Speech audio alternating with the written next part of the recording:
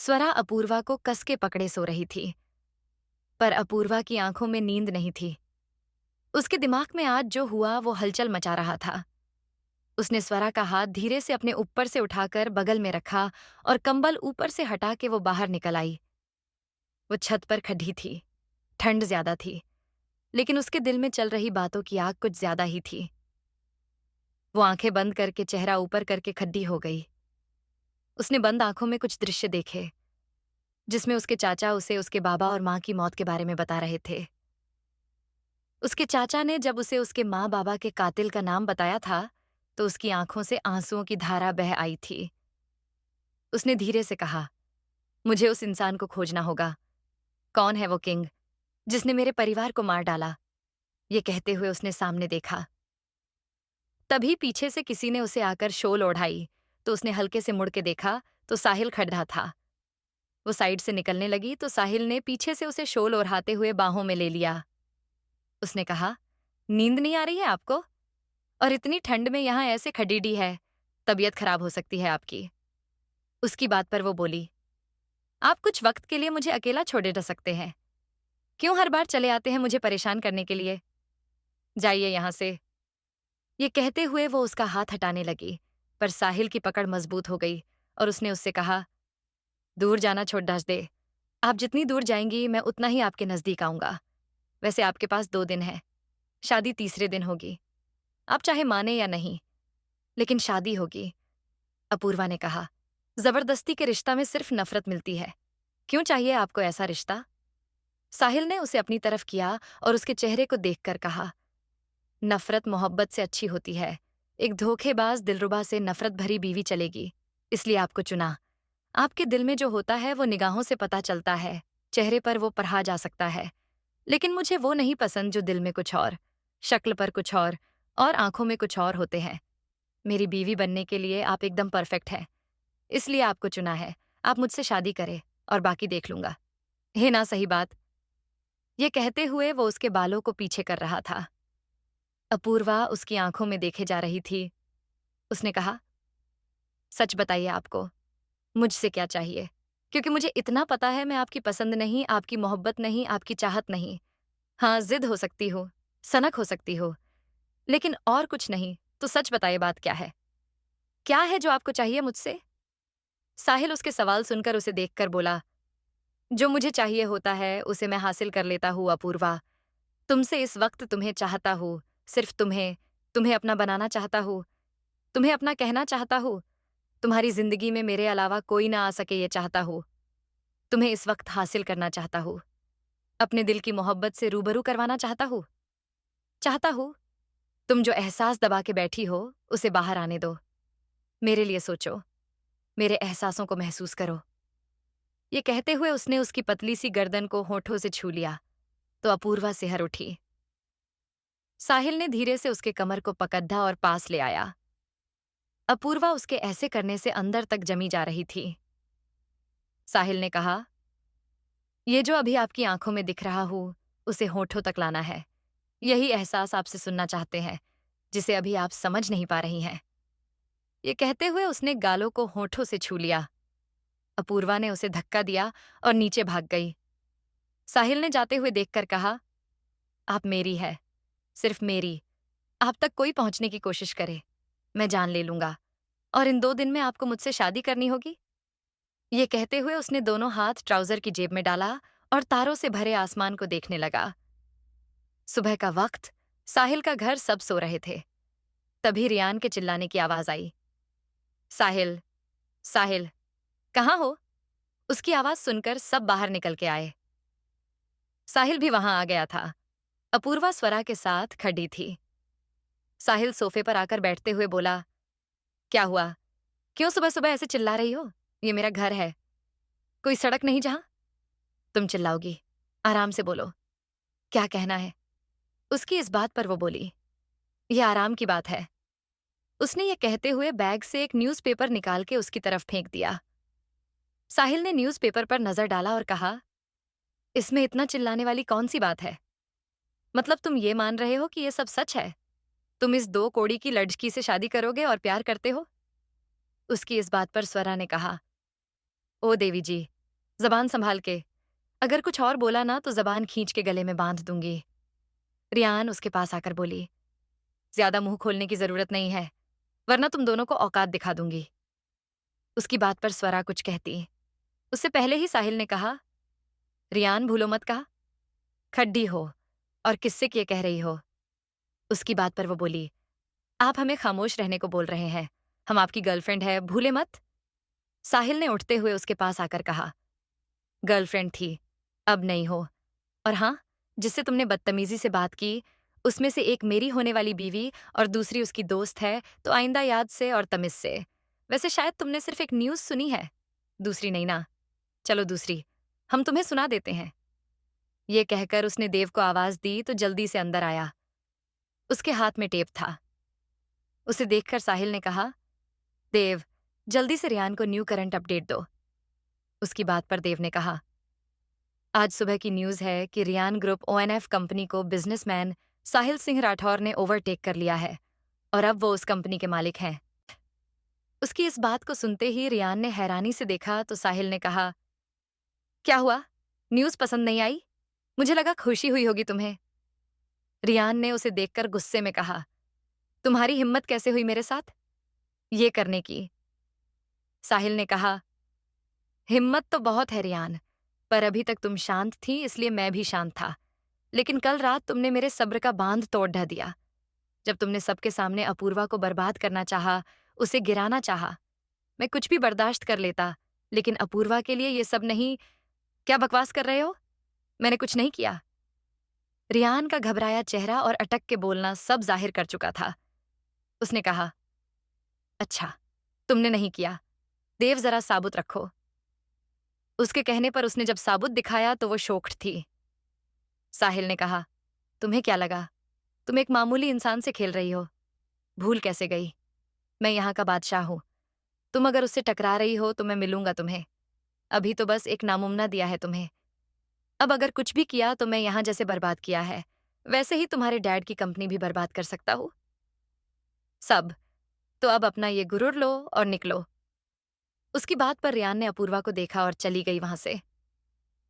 उसके जाने के बाद दिव्या ने कहा, मतलब इसने किया था सब, लेकिन क्यों? साहिल ने देव की तरफ देखा तो वो बोला, माम, वो इसीलिए क्योंकि रियान माम अपूर्वा जी से नफरत करने लगी थी और इसी में उन्होंने ये किया। लेकिन सर ने मौके पर बात संभाल ली। अनाया ने कहा, क्या कामिनी चीज है? साली को मेरे हाथ में देते, मैं उसे बजा देती। इतना बेकार सोच कैसे कोई रख सकता है? लड़ की नहीं चुड़ैल है ये। उसके ये कहने पर स्वरा बोली, ठीक कहा तूने, इसका तो मुंह तो ढा दूं मैं। अपूर्वा खामोश खद्दी थी।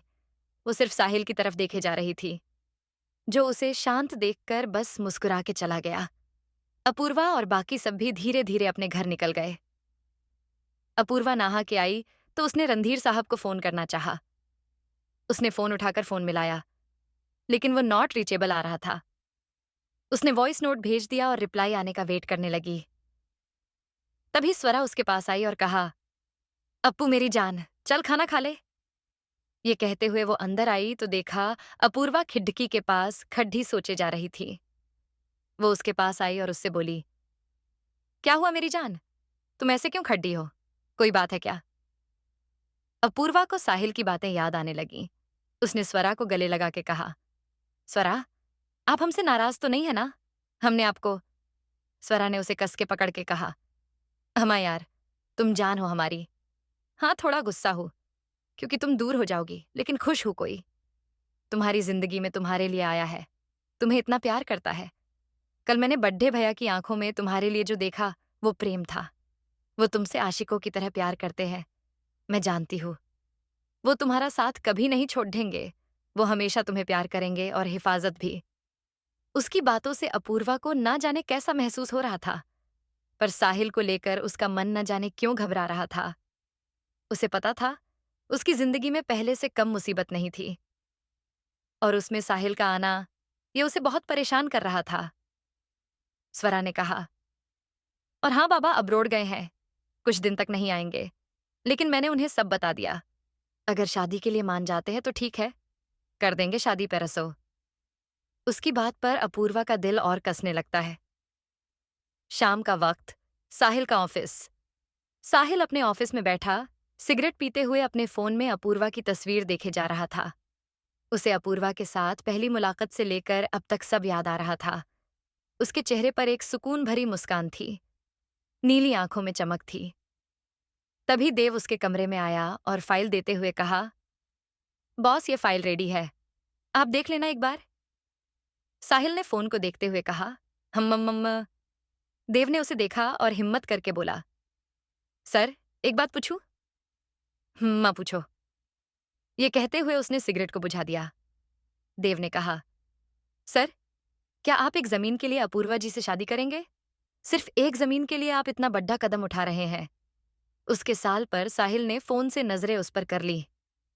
क्या जवाब देगा साहिल? क्या अपूर्वा का घबराना सही है? क्या रियान शांत बैठेगी? क्या रणधीर साहब शादी के लिए मानेंगे? देव के सवाल पर साहिल उसे देखने लगा। देव उसे देखकर बोला, नहीं, मेरा मतलब है कि आप एक छोटी सी जमीन के लिए उनसे जिंदगी भर का रिश्ता बना लेंगे। मुझे ये बात सही नहीं लगती है। साहिल ने उसकी बात पर फोन को टेबल पर रखा और उसकी तरफ देखकर कहा, देव, तुम मेरे साथ कितने सालों से हो?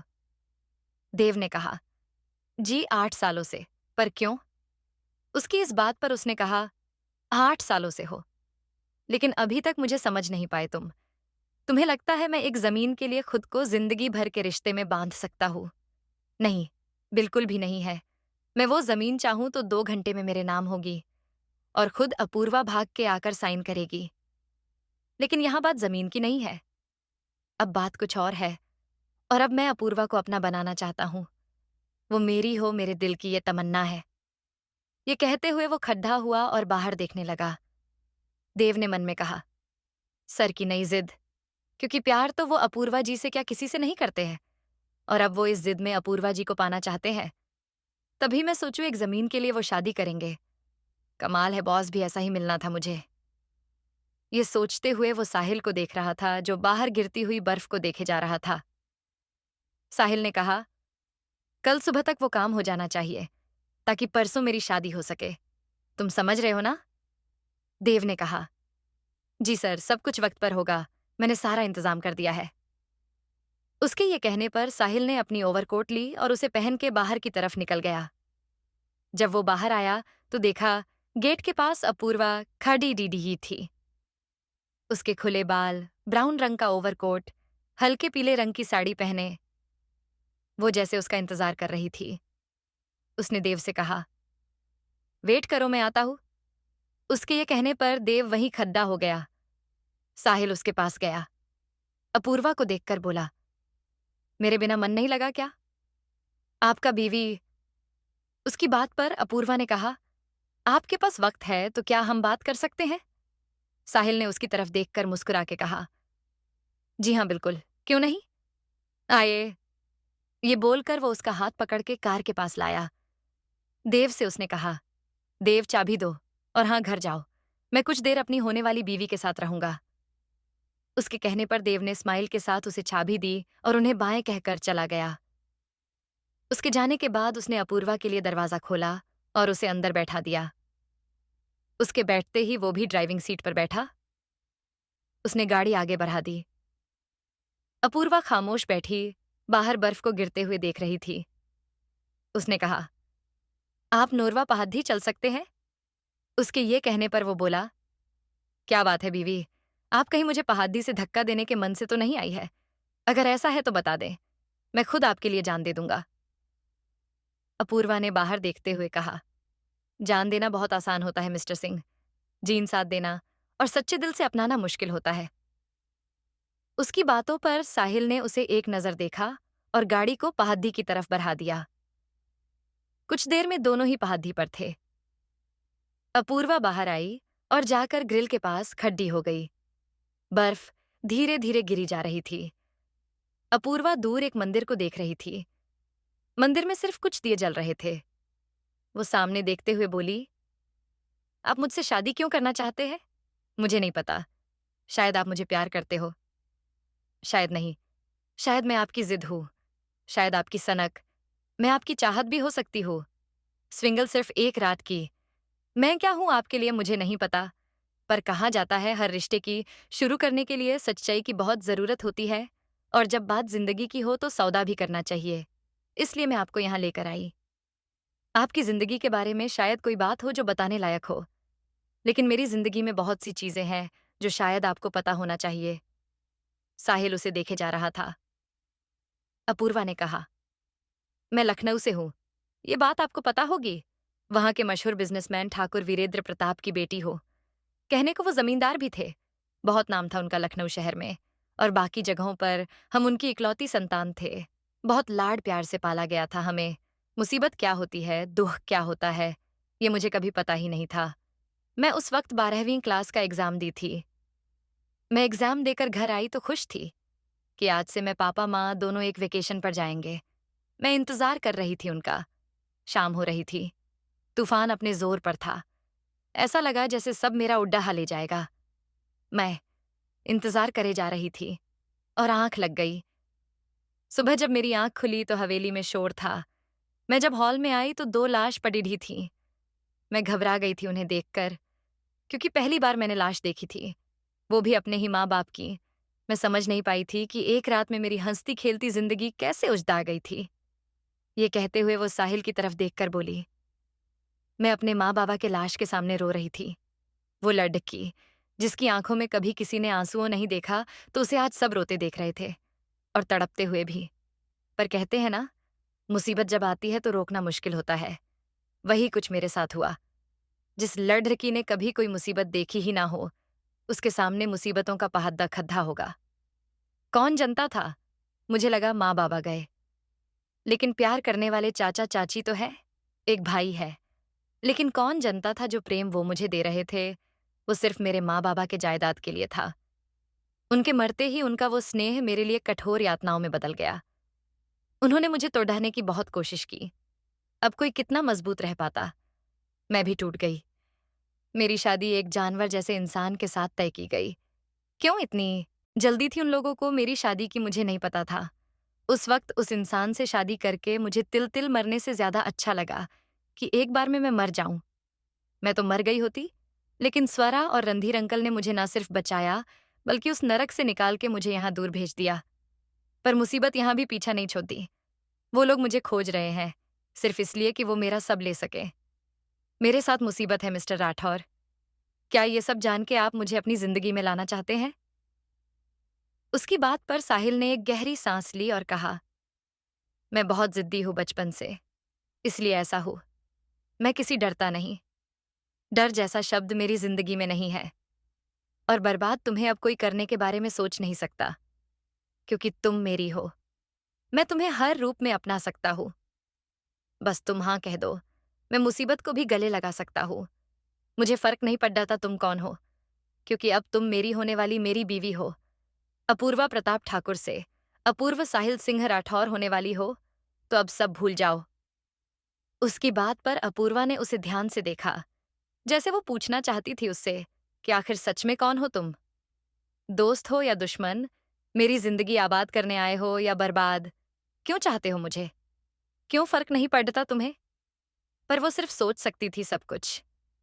उसने कहा, मैं भूल नहीं सकती। मुझे वापस जाना होगा, क्योंकि 23 साल की होते ही मुझे मेरे पिता की प्रॉपर्टी मिलेगी, जिसे मैं किसी भी हालत में अपने चाचा को नहीं दे सकती। हो, अगर मैं नहीं गई तो उनका उस पर अधिकार हो जाएगा। मुझे उनसे बदला लेना है। मुझे वो सब कुछ वापस चाहिए जो मेरा है, इसलिए मुझे वापस जाना होगा। साहिल ने कहा, तुम अगर चाहती हो ऐसा तो ठीक है। कोई बात नहीं, तुम हुक्म दो। 2 मिनट नहीं लगेगा उन्हें बर्बाद करने में। मैं उन्हें तुम्हारे कदमों में डाल सकता हूँ। नहीं, ये मेरी लड़ाई है। मैं खुद लड़ूंगी। आपकी जरूरत नहीं है। बस कुछ शर्त है जो आपको मानना है। उसके ये कहने पर साहिल ने कहा, वैसे तो मैं चाहूं मुझे कुछ मानने की जरूरत नहीं है, क्योंकि मैं जो चाहता हूं वो ले लेता हूं। लेकिन यहाँ शर्त रखने वाली आप है, तो मान लूंगा। बताओ क्या शर्त है? अपूर्वा ने कहा, शादी के बाद आप मुझे इस रिश्ते को समझने और आगे बढ़ने का वक्त देंगे। मेरे साथ किसी भी तरह की जबरदस्ती नहीं होगी। साहिल ने मुस्कुरा के कहा, ठीक है, मुझे मंजूर है। और आप दिव्या और अखिल की शादी के लिए मानेंगे, उन्हें उनकी खुशी देंगे। उसकी बात पर साहिल उसके पास आया और उसे पीछे से पकड़ के बोला, दिया, और कुछ? अपूर्वा उसके ऐसे पकड़ पर अजीब सा महसूस करने लगी। उसने कहा, आप मेरे दोस्तों से दूर रहेंगे और उन्हें कभी कोई तकलीफ नहीं देंगे। उनके साथ कभी कुछ नहीं करेंगे। उसकी बात पर वो बोला, चलो दिया आपको सब कुछ, लेकिन बदले में क्या मिलेगा मुझे? बीवी, अपूर्वा ने कहा। मैं क्या दूंगी आपको? आपके पास तो सब कुछ है। उसकी इस बात पर उसने उसे झटके से अपनी तरफ मोड़ा और कहा, ऐसा नहीं है बीवी, मेरे पास अब कमी हो गई है। बहुत सी चीजें हैं जो आप मुझे दे सकती हैं। अपूर्वा ने उससे कहा, वो क्या है? मेरा सुकून, चैन, नींद, शांति और मेरा दिल, ये सब मेरे पास नहीं है। आप आगे साथ दे तो ये सब मेरा हो सकता है। ये कहते हुए वो उसके होठों के करीब आने लगा तो अपूर्वा पीछे होने लगी। उसने कहा, मिस्टर राठौर, क्या बदतमीजी है। ये कहते हुए उसने उसे धक्का दिया और दूर खड़ीडी हो गई। उसने कहा, आप मुझसे दूर रहेंगे क्या? जब देखो पास आते रहते हैं। चले, स्वरा मेरा इंतजार कर रही होगी। ये बोलकर वो जाने लगी तो साहिल ने उसका हाथ पकड़ के अपनी तरफ खींचा और उसकी पीठ सीने से लगा के उसे कस के पकड़ लिया और कहा, हर वक्त आप मुझसे भागती रहती है। कभी तो 2 वक्त साथ में मेरे खड्डे हो जाए, मुझे इसमें ही सुकून मिल जाएगा। आप ऐसे ही कुछ देर मेरे साथ रहे ना। ये कहते हुए उसने ऊपर आसमान में देखा तो आधा चांद चमक रहा था। उसने कहा, अपूर्वा, उसे देख रही हो? अपूर्वा ने बाहों में खड्डे हुए देखा तो वो बोला, पहले मुझे ये सब बकवास लगती थी। लगता था वक्त की बर्बादी है, पर पता है, जब से तुमसे मिला उसमें सिर्फ तुम्हें देखा और अब ये अच्छा लगता है। अपूर्वा उसकी बात सुनकर मन में बोली, मुझे ये पागल लगता था, पर आज यकीन हो गया कि ये सच में पागल है। मैं यहाँ पर परेशान हूँ और इन्हें देखो, इन्हें टीनेजर का प्यार उमड़ रहा है। पता नहीं है कैसे ये इतना बड़ा एम्पायर संभालते हैं। एक तो इनकी बातें सुनकर मुझे चक्कर आने लगा है। साहिल ने कहा, मुझसे ऐसी बातें होती नहीं है, सूट नहीं करती है, इसलिए मुझसे उम्मीद मत रखना। बीवी, उसकी बात पर वो अजीब सा मुंह बना के उससे दूर हुई और उसे देखकर बोली, जी, मैं समझी नहीं। साहिल ने कहा, यही जो मैंने छांद की बात कही, ये सारी बात मुझसे नहीं हो सकती। मेरी पर्सनालिटी पर सूट नहीं करती है, इसलिए मुझसे इन बातों की उम्मीद ना करें आप। अपूर्वा ने कहा, थैंक गॉड, कहीं तो मुझे शांति मिली। मैं भी ऐसी बातें सुन नहीं सकती, वो भी आपके मुंह से तो और भी नहीं, क्योंकि आपकी पर्सनालिटी को सूट नहीं करता है। अब चले मिस्टर राठौर। साहिल उसकी तरफ कदम बढ़ा के बोला, वैसे हम शहर से इतनी दूर, अकेले, चांदनी रात में, सबसे दूर है, अकेले है। बस यूं बातें करके चले जाएंगे तो अच्छा नहीं लगेगा ना। मैं क्या कहता हूँ, कुछ सुकून के पल मिल जाते तो। ये कहते हुए वो उसके होठों के पास आने लगा तो अपूर्वा ने उसे दूर धकेल के आगे बढ़ते हुए कहा, मुझे घर जाना है, चले। शैतान कहीं के। ये बात उसने धीरे से कहा था। साहिल ने उसकी हरकत पर मुस्कुरा के उसे जाते हुए देखा। क्या साहिल के दिल में सच में अपूर्वा है? अपूर्वा आने वाले समय में साहकिया से प्यार करेगी? क्या होने वाला था आगे? जानने के